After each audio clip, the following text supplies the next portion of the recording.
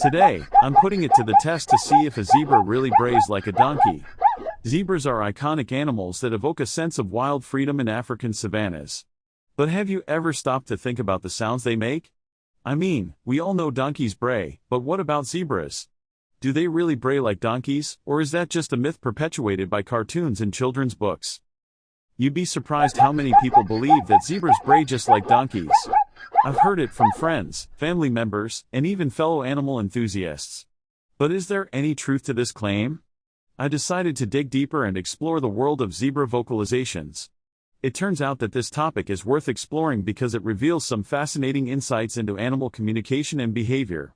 By comparing zebra and donkey sounds, we can learn more about their social structures, habitats, and even their evolutionary histories.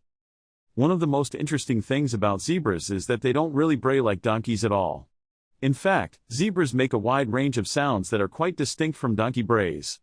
Zebras will often use high-pitched whinnies or squeaks to communicate with each other, especially between mothers and their foals. They'll also use low grunts or growls to signal aggression or warning calls to other zebras.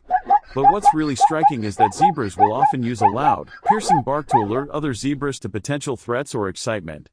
This bark is quite different from a donkey's bray, and it's a sound that's unique to zebras. When you compare zebra vocalizations to those of donkeys, you start to appreciate the complexity of animal communication. Donkeys, it turns out, are much more vocal than zebras, and their brays can be loud and sustained. Donkeys will often bray to communicate with each other over long distances, or to signal their presence to other donkeys. But zebras, on the other hand, tend to be more subtle in their vocalizations, relying on a range of sounds and body language to convey information. Interestingly, researchers have found that zebra vocalizations are closely tied to their social structures and habitats. For example, grevy zebras, which live in more open grasslands, tend to use more high-pitched whinnies to communicate, while plain zebras, which live in more dense forests, rely more on low grunts and growls. Similarly, donkeys, which often live in more solitary or nomadic groups, use their brays to maintain contact with other donkeys over long distances. Despite their differences, both zebras and donkeys use vocalizations to convey important information to each other.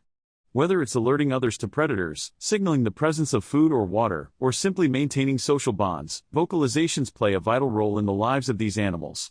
And by studying these sounds, we can gain a deeper appreciation for the complexity and beauty of animal communication. So, to answer the question, do zebras really bray like donkeys? The answer is a resounding no. Zebras have their own unique vocalizations that are adapted to their specific social structures and habitats. While both animals use vocalizations to communicate, the sounds they make are distinct and reflective of their unique characteristics. Thanks for watching, and I'd love to hear your thoughts in the comments below.